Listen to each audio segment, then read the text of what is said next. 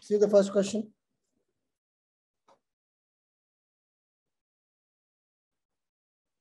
Which steps are required for constitutionalization of a commission? Do you think imparting constitutionality to National Commission for Women would ensure greater gender justice and empowerment in India? Give reasons. So what is the demand of the question? Break it into the demand. First understand the question.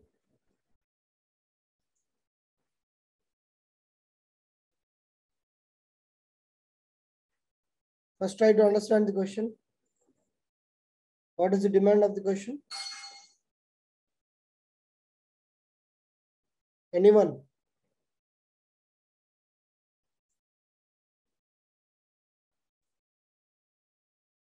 What is the demand of the question?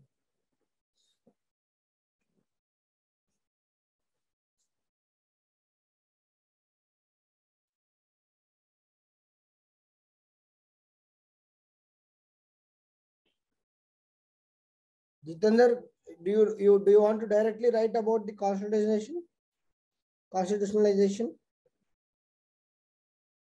What is the first part of the question? Yes, sir. I want to just mention as what meant to be constitutionalization and first. What is the first part of the steps? What is the first part? Steps required for constitutionalizing a commission. Yes, sir. Yes, sir. First, you need to mention steps, and then if NCW is made a constitutional body, what are the positives? What would be the drawbacks? If not for drawbacks, you could write what are the lacunae in already existing constitutional bodies. Yes, sir. Yes, sir. There will not be any negatives by constitutionalizing the NCW. So what are the positives? What are the negatives? Sorry, what are the drawbacks of the existing bodies? And then you have conclusion with agreement or disagreement in a polite way. Yeah. Yes. Yeah. So whose answer is this?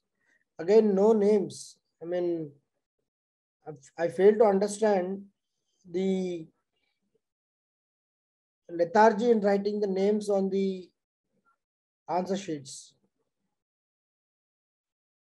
So from tomorrow, any answer sheet without name, even if I see that that answer sheet belongs to someone, I am not going to put it up in the class. Okay. UPSC is hard work, discipline, and also being sincere. Okay. So you have to be sincere first with yourself, not for me or not because of Ram sir or someone else. Okay. So please be disciplined, and I've been telling this in every class. Now it has become a practice that, okay, let's throw that scanned copy in the group. Some XYZ will take care of it. Okay, no peer review, no names on the answer sheets.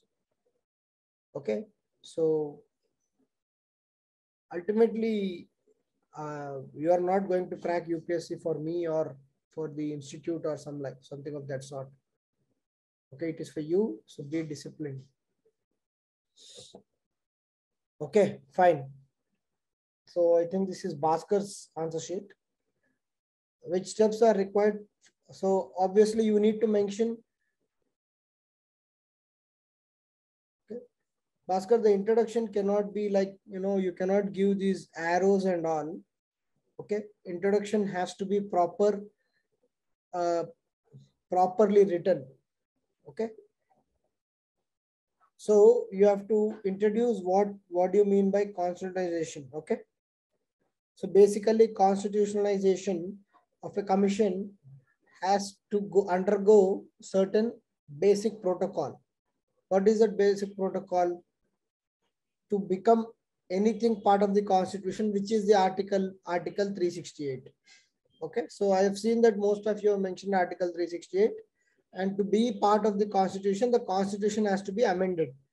Okay, the constitution has to be amended, and the amendment also has certain procedures. So you can write some basic lines about the how through Article 368, any commission with the approval of Parliament can become a constitutional body.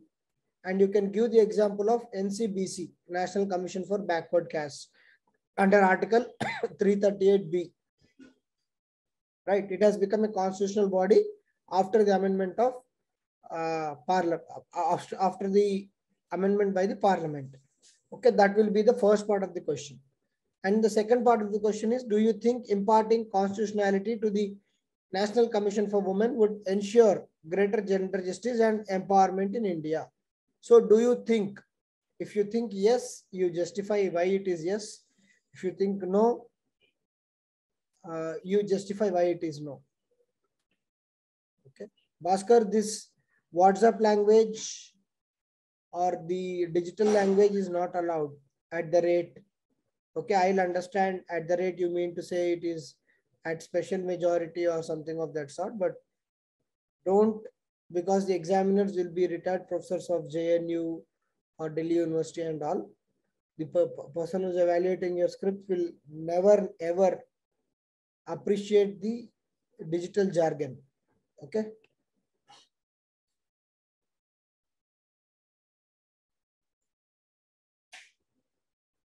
And then you need to write points elaborately. Bhaskar, you are making points, but then the points are not elaborated. Okay. For example, they'll give power of civil court. Okay. Even some statutory bodies like NHRC also has power of civil court. They can summon. Okay. Even NHRC reports are discussed in Parliament. So I think you need to be more specific regarding what it will give. For example, it will give more autonomy from statutory body. If some body turns into constitutional, the body will have more autonomy and less influence and engagement from the Parliament. And the body also in turn will become accountable to the Parliament. Okay. The body also will be accountable to the Parliament. And then it can look into the women's issue more proactively and also resolve certain grievances in a time-bound and time-specific way. Okay, so gender justice and empowerment is a very generic point, so you have to be very specific. Okay, and then what are the lacunae of the existing constitutional bodies? For example, now almost 3 bodies, the National SC Commission, ST Commission, and the Backward Caste Commission, all the 3 are constitutional bodies. How far they are empowered? Okay, though they are empowered, they are not yet taken, they are not having that kind of effectiveness which has to be for a constitutional body, that you can write. Okay. And then what we can say is, while NCW being constitutional can definitely resolve certain issues, the basic issues are with the society and its functioning in India. For example, the patriarchy system, the gender discrimination, the evil practices against women in various parts of India, okay, the gender crimes which are happening. All these are certain issues which are not depending on NCW as such.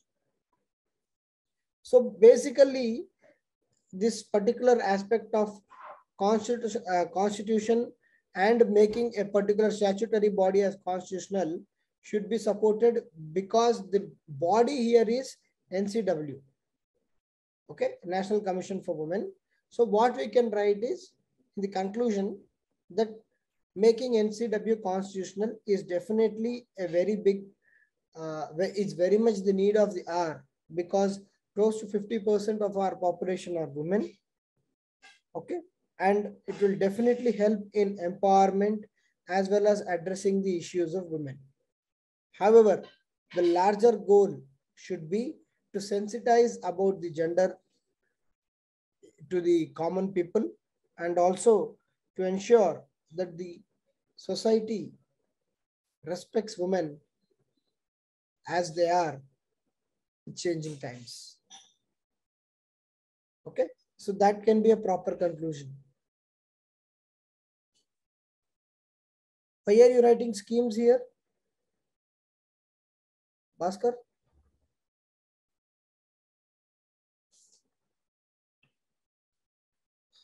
So basically it's asking you about the role of NCW if it becomes constitutional, how it is going to protect women. Do you think it is going to protect women? If you think it is protecting women, how? If it is not going to protect women, what should be done? That is the kind of answer you have to write. Okay, even if you're writing schemes, maybe if you want to write schemes, if you can say that NCW can constitutionally monitor the implementation of certain important schemes. Okay, clear everyone?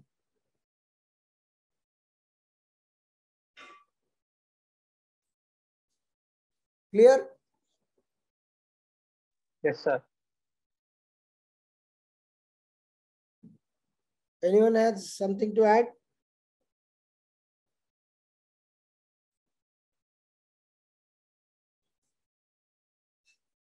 Okay. See the second question. Performance of welfare schemes that are implemented for vulnerable sections is not so effective due to absence of their awareness and active involvement at all stages of policy process discuss. I think it's a fairly simple question, but then because of the length of the question, sometimes from reading to starting to end, we may lose its essence. So for such questions, the only mantra to arrive at the proper core demand of the question is read it multiple number of times. You will understand. See, read a question in such a way or so many times so that you will just, by closing your eyes, you can understand the gist of the question in one line. The question may be 3 or 4 lines. Simply, what is the question? If I read it one more time, performance of welfare schemes that are implemented for vulnerable sections is not so effective due to absence of their awareness and active involvement at all stages of policy process. So if I once again close, I am getting some more clarity. Again, I'll read performance of welfare schemes that are implemented for vulnerable sections is not so effective due to absence of their awareness and active involvement at all stages of policy process discussed. Again, I'll just close my eyes. Now I am getting clarity of the question.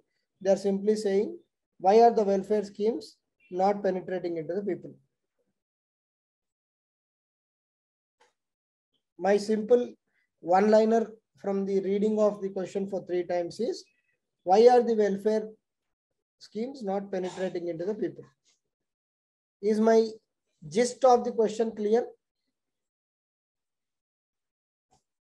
Or is someone having any other summary of the question? By reading 3 lines, I am just trying to make up my mind.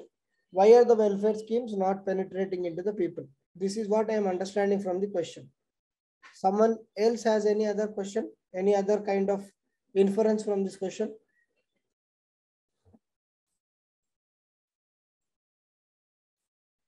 Yes.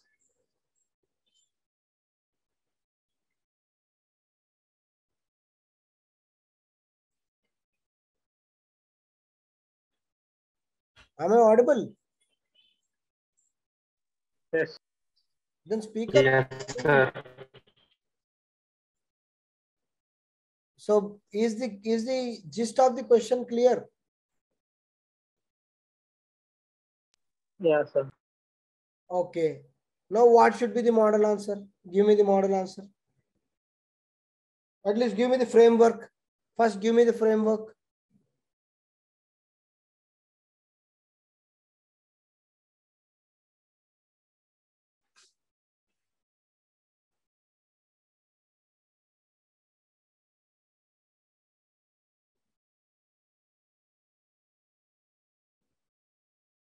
Awareness and active involvement are basically given because they are saying that because of lack of these things, the policies, the benefit welfare schemes are not penetrating.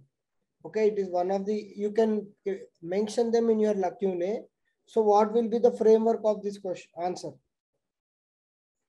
So with 4 or 5 examples, we can discuss their ineffectiveness and then way forward, then conclude. Okay.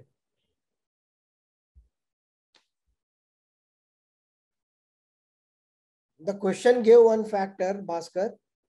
Apart from them, what are the other factors? You have to mention them. The question is giving one dimension. Okay.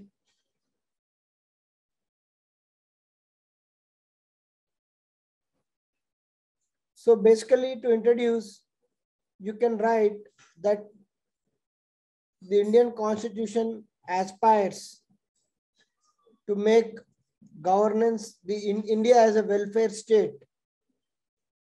So when you may welfare state, where through its preamble, and where else the welfare state is mentioned, and the you can say direct to principles, DPSPs. Okay, so introduction somewhere you can give like how we want to be, how the Indian Constitution aspires to be a welfare state. Okay, so you can just give an introduction that the Indian state aspires to be a welfare state. Indian Constitution aspires to be a welfare state through the preamble and the directive principles of state policies.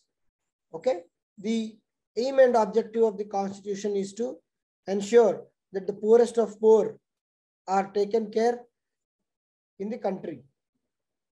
Okay, and then for this, various governments have come up with a lot of welfare schemes for targeting the vulnerable sections.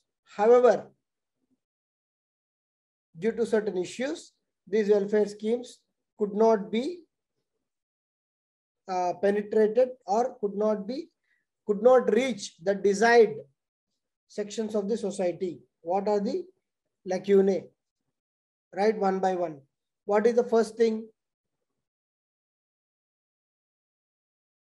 What is the first thing is the red tape.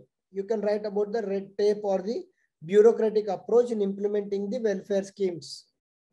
Because of so many agencies involved in the implementation of a welfare scheme, they inherently it gets delayed and it doesn't reach the last mile.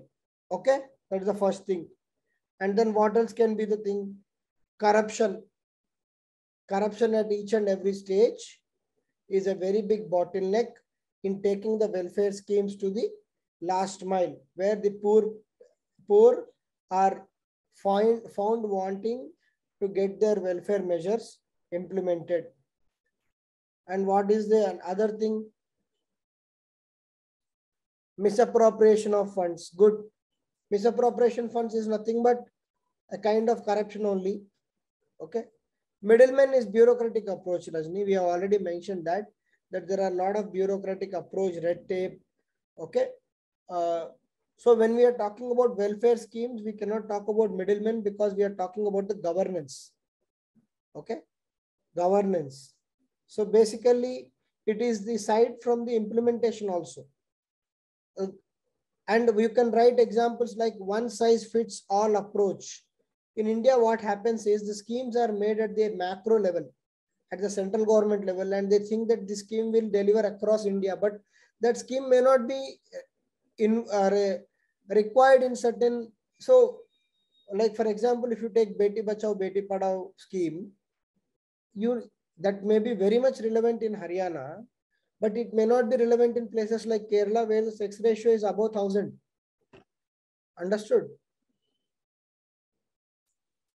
And then lack of data. Yes, lack of data about the vulnerable sections. You can talk about pilferages, no proper data records. Okay.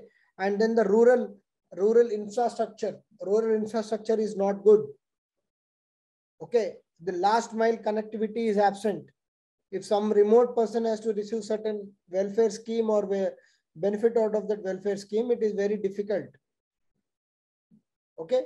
And you can write about issues like poverty, illiteracy, or people not being aware of the welfare measures they are actually entitled to. Okay. And then not having proper skill sets for the people at grassroots level. Okay, people at grassroots level or panchayat level, they sometimes do not have proper skill set, which is a major issue in itself. So all these factors are definitely playing a major role in hampering the progress of these welfare scheme reaching to the poorest of poor or the vulnerable sections. So what would be the way forward? Way forward, you have to write as to what are the measures taken by the government. You can write about the 2015 Jan Dhan Yojana, that is the JAM Trinity. You can write about how DBT, direct benefit transfer, has been a revolutionary measure where a lot of bureaucratic or red tape is now avoided and the money is directly deposited into the accounts of the beneficiaries. And you can write about the example of PMFS. It's a scheme where the entire finance flow, right from the start of the budget to the last mile of the spending of the rupees accounted, PMFS system. Okay, and you can write about the need of social audits, like the social audit is done in MG Narega scheme, where the people go and say that what are the benefits they have received. Okay, and then in the conclusion you can write, while the technology has definitely improved the reach of these schemes, welfare schemes, to many vulnerable people, the need of the hour is to further strengthen the infrastructure, use latest technologies like blockchain, and also to ensure that the people with proper skill set and proper awareness are placed at the grassroots level, so that we can achieve the sustainable development goal of removing the poverty. That's all.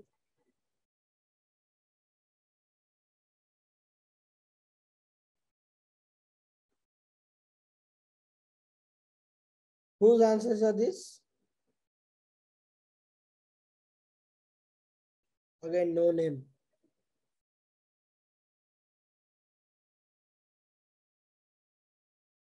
Whose answer is this?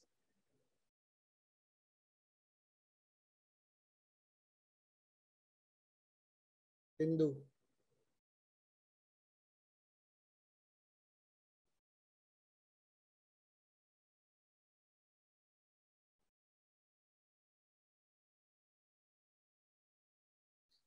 Hindu, you are writing lot of facts, okay, but then you are writing so many examples of the schemes.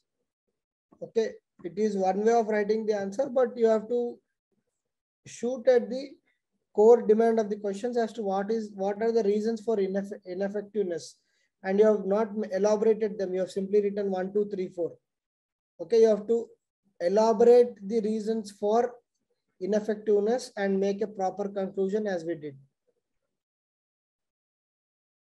Clear, everyone? Second question, is it clear? Yes, sir. Yes, sir. Third question, you see. Yeah. Did I take this polity discussion for you people some time back? Did we do polity discussion? No, sir. Polity discussion we have not done here. Okay. Maybe you have done somewhere else. Okay. Polity question and answers we have not done? No, sir. Okay, fine. I think some of you must have attended this third question. Third question was discussed long back by us. Anyhow, we'll discuss it now. Is the NCW able to strategize and tackle the problems that women face at both public and private spheres? Give reasons in support of your answer. So what they are asking is, what is the effectiveness of the NCW? In short, they are asking you, what is the effectiveness of NCW? And do you think it is effective? If you think it is yes, what is the reason? Okay. If you think we discussed it, sir, in our polity session. What yaar? I forgot or you forgot? We just don't remember. అందరూ ఏకగ్రీవంగా no sir అంటే నేనే confuse అయ్యాను. అరే what happened? Is my memory. లేదు sir, starting లో discuss చేసాం. I came all the way to Reddy's IAS and taken the polity classes, and now happily that 3 months, 4 months down the line, chorus lo no antunar andaru, including Sriram. Yeah, sir, there's a lot of gap, so much of him. Anyhow, there are some people who might have missed that session. So that's what when I saw this question in the evening, I said, okay, anyhow, my mind has the model answer. And most of you, when I just see in random scripts, you have written the same model answer. I thought, okay, good. These guys remember what I taught 3 months or 4 months back. And now after writing the answer also, you're saying, no, sir, we have not seen this at all. So even though we did remember the class, we remember your so what is the questions. I should ask you then, what are the latest movies in Netflix and Amazon Prime this weekend?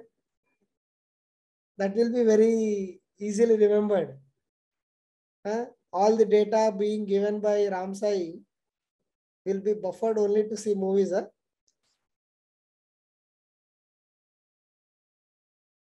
Anyhow, see the third question and give the framework.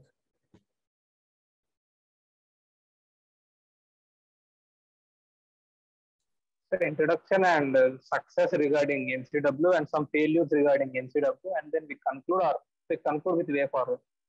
See, for statutory bodies, don't write failures. So drawbacks, sir. Drawbacks. Okay, delicate. Yeah, sir. Failures and radical hypothesis. It becomes a radical thing. So don't write such a thing. So you write just drawback. Okay, it's a statutory body. So basically,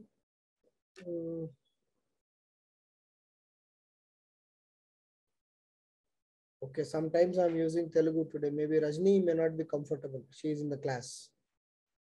Okay. Rajni, you understand Telugu?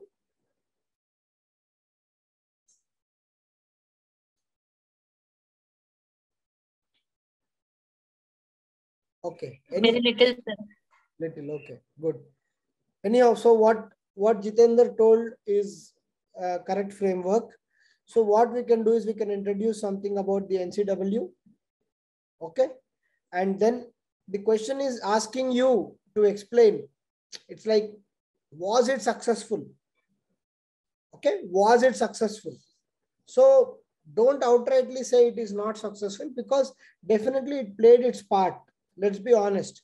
So you can say, yes, it was successful in 1, 2, 3, 4 ways.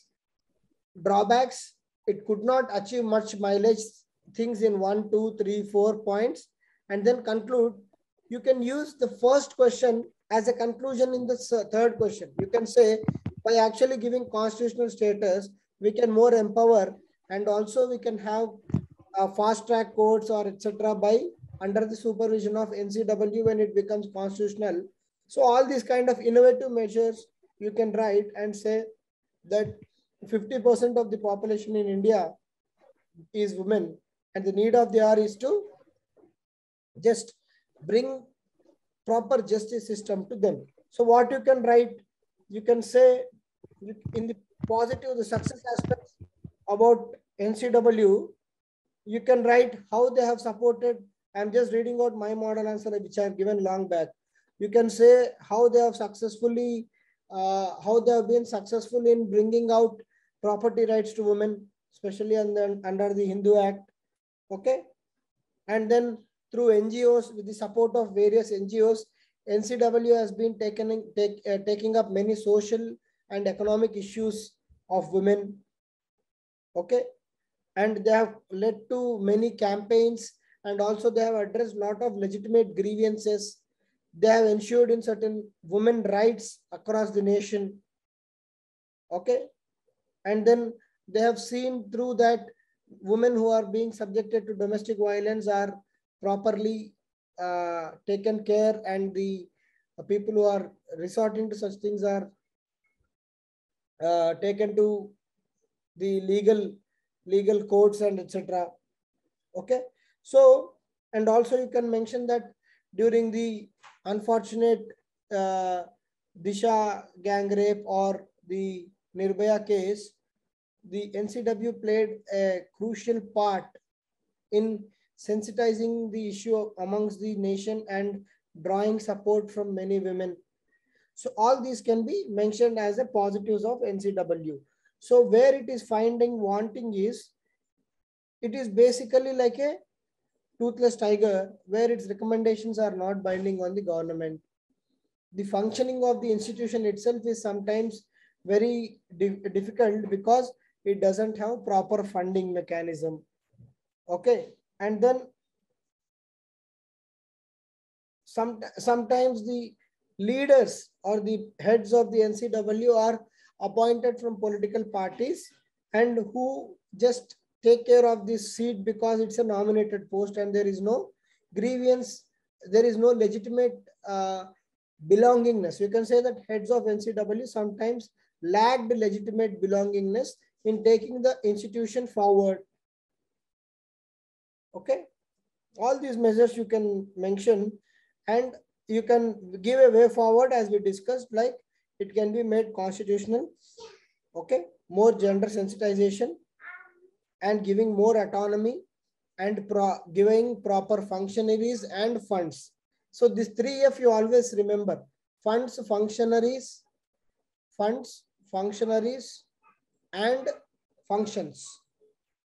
Functions, functionaries, and finance. Instead of funds, you can remember finance. So you should know you should let the organization have proper funds. You should let the organization have proper functionaries, that is people who can run the organization. And lastly, give that organization sufficient funds or finance. If these 3F are there, then it will become an institution which can run on its own. And next comes functionality as to how it has to operate. It's a next level thing. Okay. So on that note, you can simply conclude the third answer. So again, this question, this is Venkateshwari. Venkateshwari, third question, right?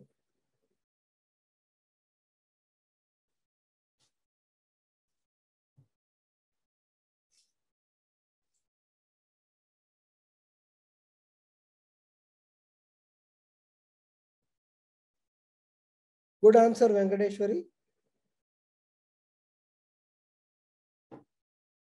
Good. You have put all the feminism into you into the conclusion. Okay, it's a very good conclusion. So I'm not saying that, but in conclusion or introduction or in throughout the presentation of the paper, make sure that your identity or your gender or your caste or whatever it is directly or indirectly not revealed to the examiner. Okay, because that is not generally appreciated.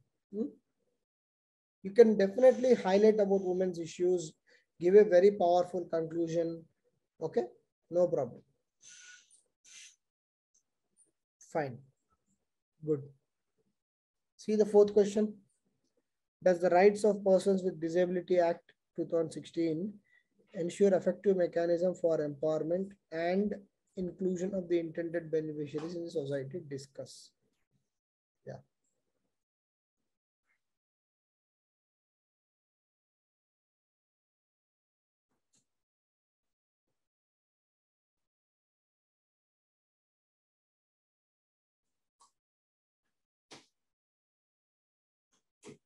Framework for fourth question. Same framework as third question. Yes. Again, it's a question. It's asking you about a particular act, how the act was. They're asking you whether that act could do proper justice to the intended beneficiaries. Who will be the intended beneficiaries? The Divyangs. The person with disabilities are now called Divyangs.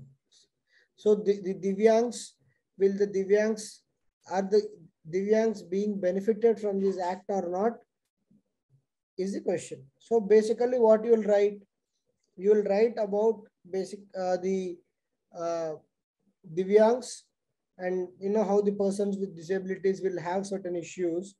And then to address these issues, how this act was brought into picture, that will be your introduction. Now the first side heading will be the features, important features of this act. Before mentioning what are, whether this act is important or not, or is it serving the purpose or not, you should explain certain important features of this act. Okay, what are the important features of this act? Anyone? What are the important features of this act?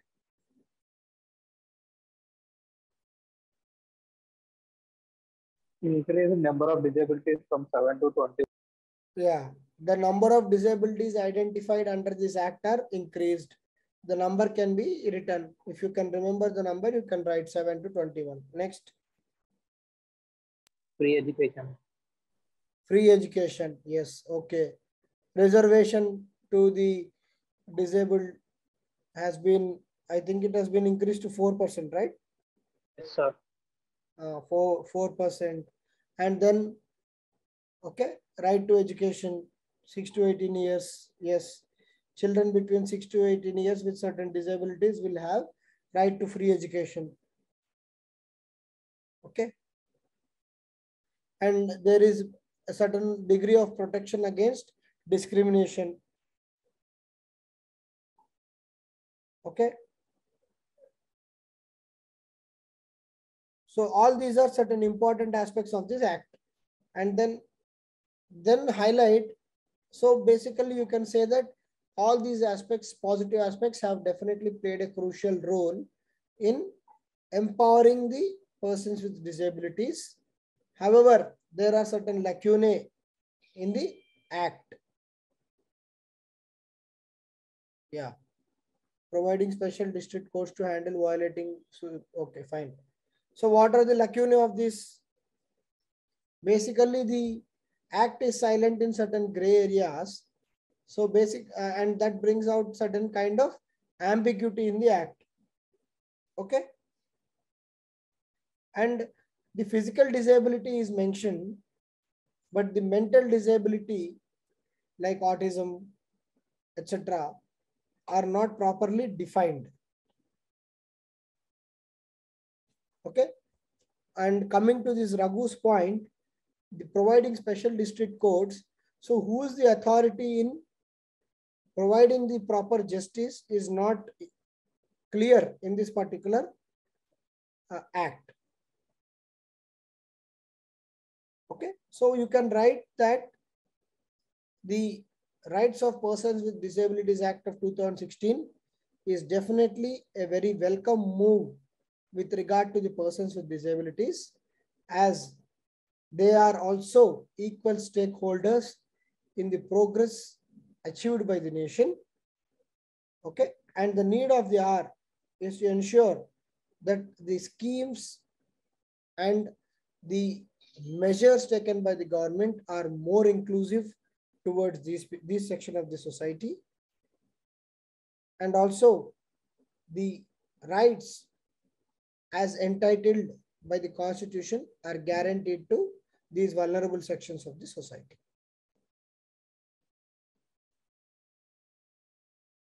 Clear?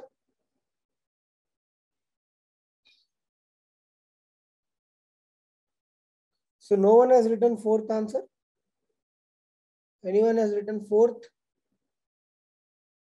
Whose answer sheet is this?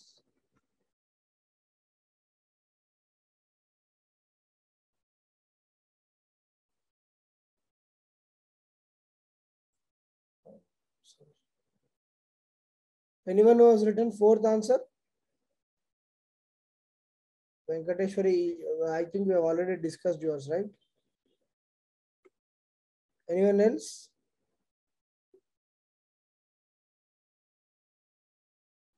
Sriram. Okay, Sriram has raised the hand. So where is Sriram's?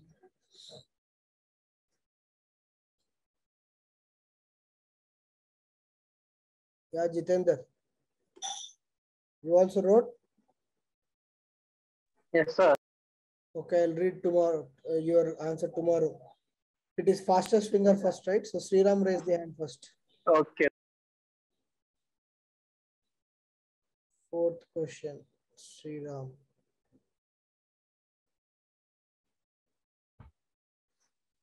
Yeah, so you started off with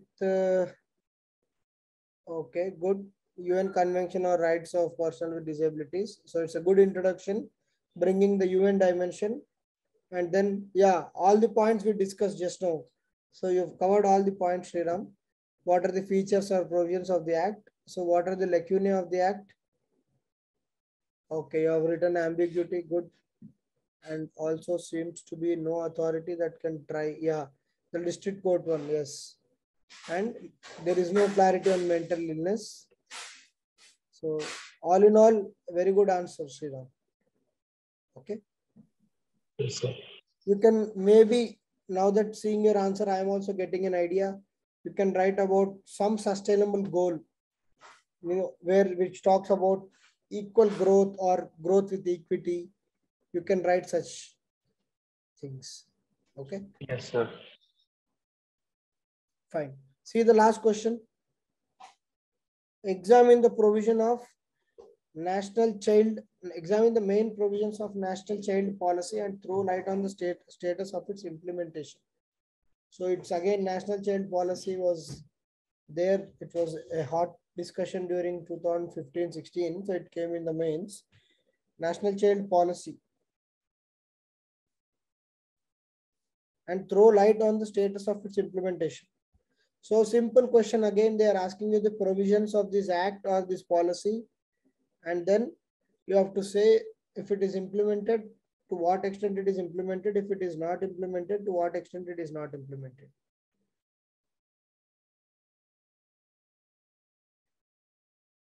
Yeah, give the framework.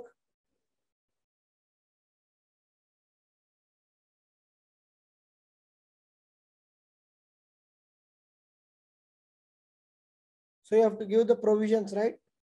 So examine the main provisions of national child policy and throw light on status of its implementation.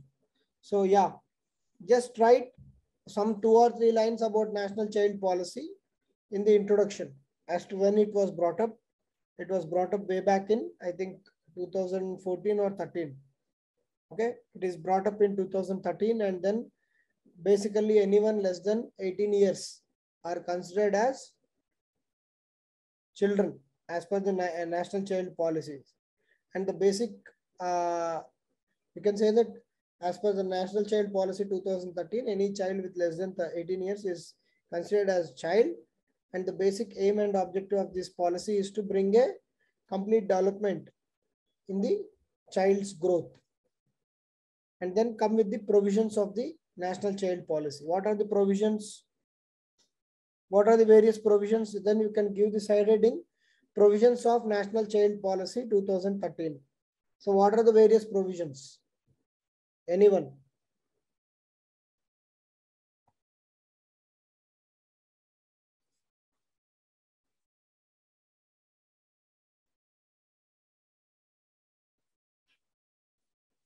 Survival, yes. Survival, you mean to say neonatal care, right? Providing neonatal care to the children within 30 days of birth. That is the survival days. Very good. Okay. Next. There are so many schemes which are now part of this national child policy. The famous vaccination scheme, which is called Mission Indradhanush, I think. Yeah, Mission Indradhanush. And then, free vaccinations to women, the child. Okay. And then the adolescent girls are given certain nutrition. Yeah, survival, health, nutrition, development, education, protection, and participation. Yes, these are the areas where the national child policy tries to speak about the children. So survival, neonatal care, health, immunity and vaccinations, nutrition, as we said, the adolescent girls and the growing children are given the micronutrients like folic acid, etc., so that their iron levels, they do not become anemic and all. Okay, development. So with regard to the development, you can say that the holistic development, not only the education, but also the physical growth is also part of this policy.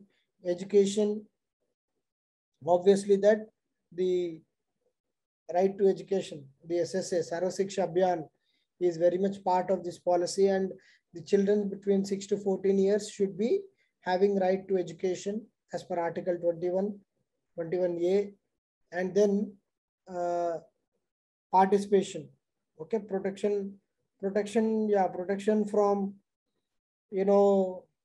trafficking, protection from child right violations like POXO, okay, and protection from being convicted under certain crimes through Juvenile Justice Act, okay, and participation in the nation building and nation's growth. So if you take, you can just see what Vasavi has written. If you see each and every point and write a side heading for it, it will be the provisions of the act. Now comes how far they are implemented. The second part of the question is status of the implementation. Then you can speak about status of implementation as side heading, and then you can speak about some government schemes like Beti Bachao, Beti Padhao, how it has been helping to improve the sex ratio. And you can speak about the Matrutva Yojanas, okay, where the children are being given breastfeeding, okay, and also the mothers are given paid leave, okay, the maternity benefit also comes under child growth only, okay, that is one. And you can again speak about the Sarva Shiksha Abhiyan or right to education under Article 21A, okay, and you can, for protection, you can speak about the Nirbhaya Act, which has been formulated in 2011, and then the Nirbhaya funds are there, and then you can talk about the POXO Act, and you can even talk about the PCPNDT Act of 1995, where the determination of sex of the fetus is prohibited. So all these examples, or some 4 or 5 examples, you can mention in your answer, okay, and say that and then conclude saying that while implementation has been progressive so far, the need of the hour is to ensure that the implementation of the national child policy is made in toto, as we still see that many children are malnutrition or undernutrition, and India as a country is facing the triple burden. Okay, is facing the triple burden with regard to the children. So the need of the hour is to implement all these aspects of national child policy in a holistic way, so that the India will, for next many years, will be supplying the much needed demographic dividend to the country and to the world.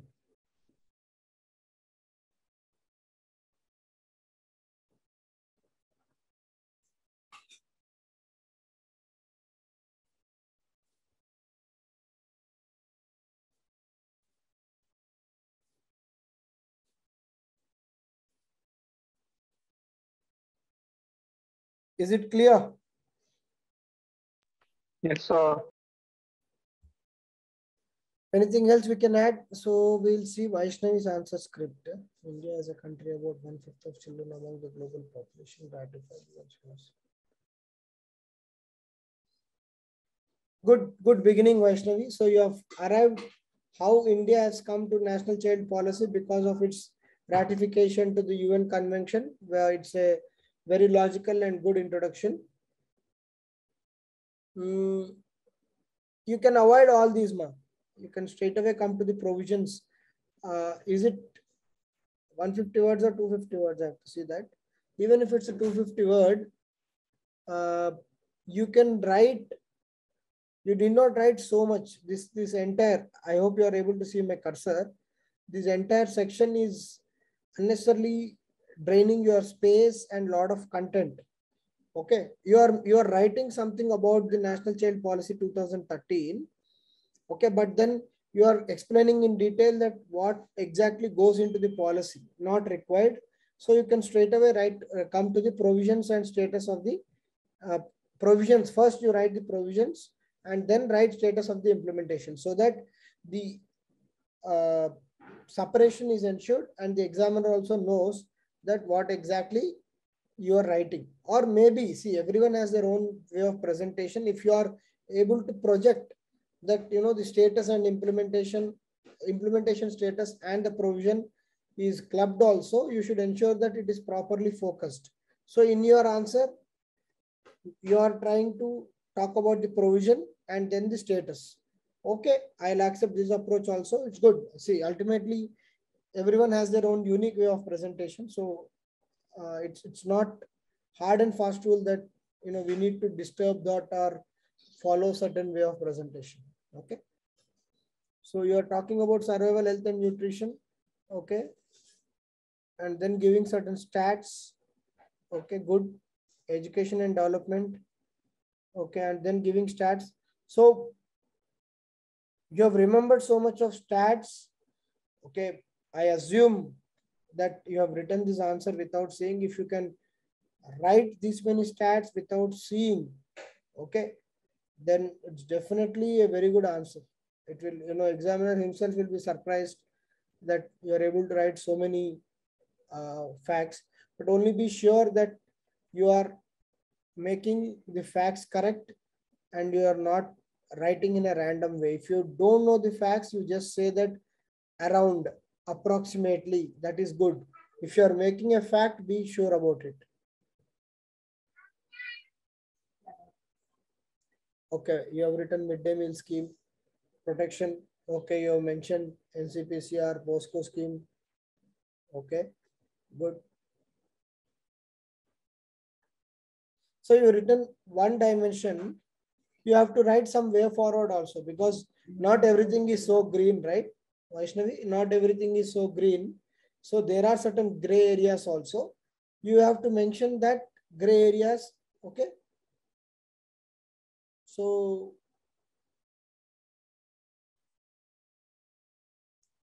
you have mentioned certain gray areas in some status.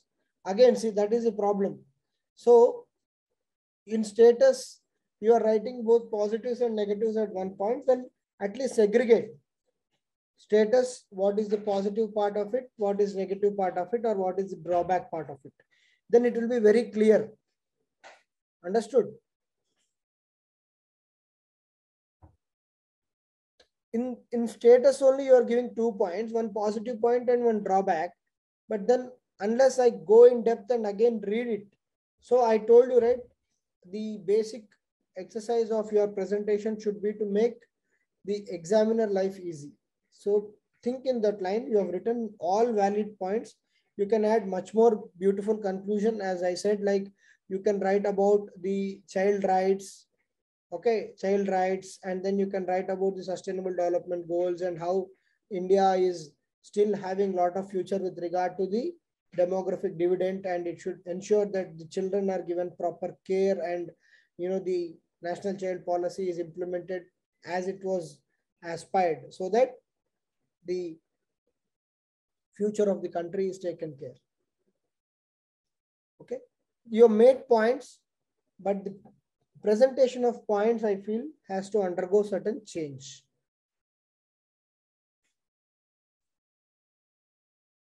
That's what my presentation was. That if you say initially my model answer was that I wanted to divide it into provisions and then status. In status, what are the positive aspects and what are the drawbacks, so that I'm making the life of the examiner perfect and clear. Okay. Fine. Anything else?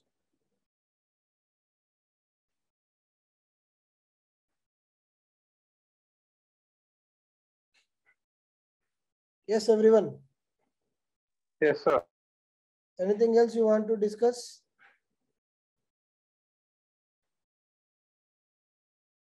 So, okay, please take the feedback constructively and progressively, and whatever feedback is being given to you, go back and implement. Of course, we are discussing only 4 or 5 people answers, because there are 5 questions that doesn't, and I'm making it sure that, I'm rotating the answer script so that everyone's answer will come out at least once. So in weekly, I see hardly 10 to 15 people are writing regularly. So at least every 2 days, your answers will be coming up for discussion. And okay, it's not that when your answers are coming up for discussion, why I'm bringing up them for discussion is, one thing is you'll have seriousness in writing because your answer will be presented to your friends. Okay. And second thing is, what I'm expecting from you is that you'll go back to your drawing board and make the corrections, make the required corrections as to what was discussed in the class, what was written by you. And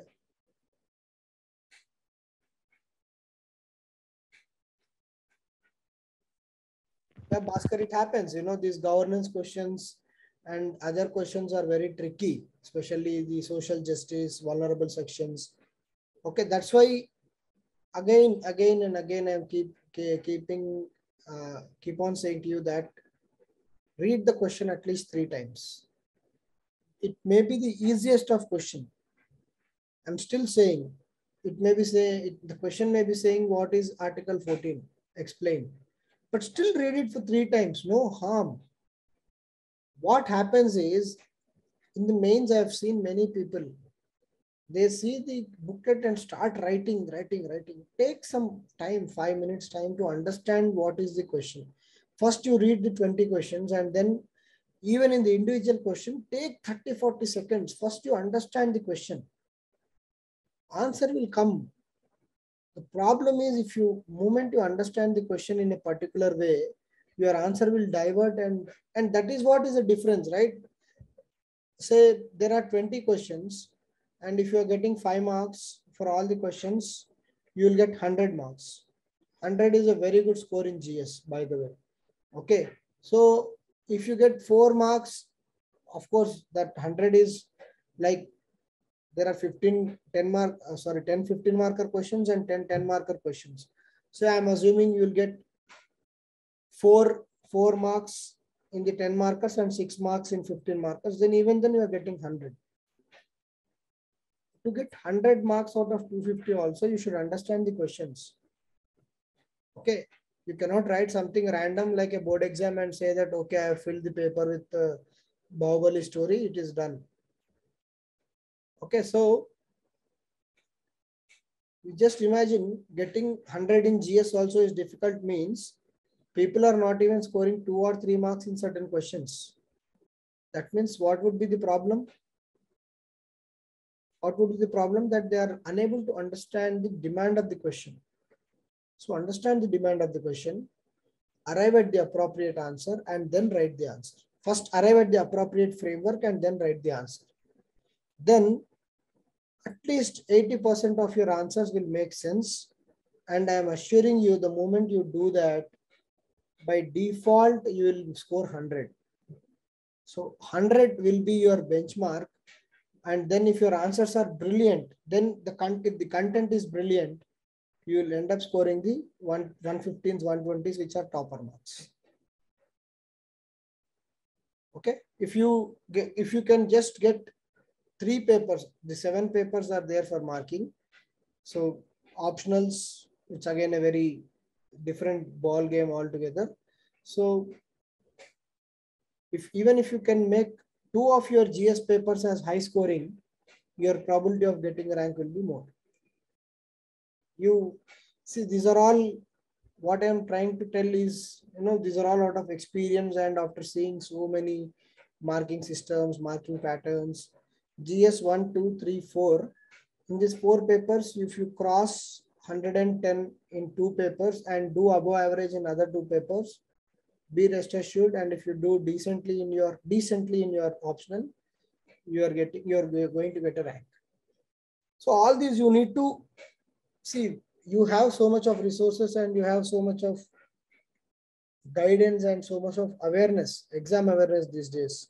So you should utilize that and channelize your energy in that fashion. Okay, focus your energy on the right things. And then I'm sure if you do the right things repeatedly, no one can stop the success.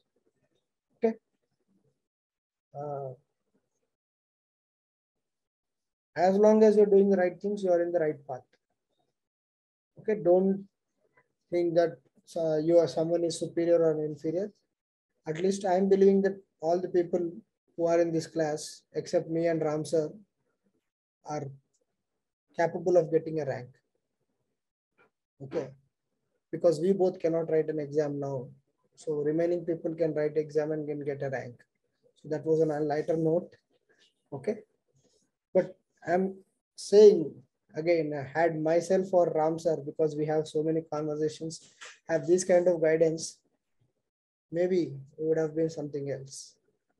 It's okay. So keep focusing on the right things and do right things, and good night.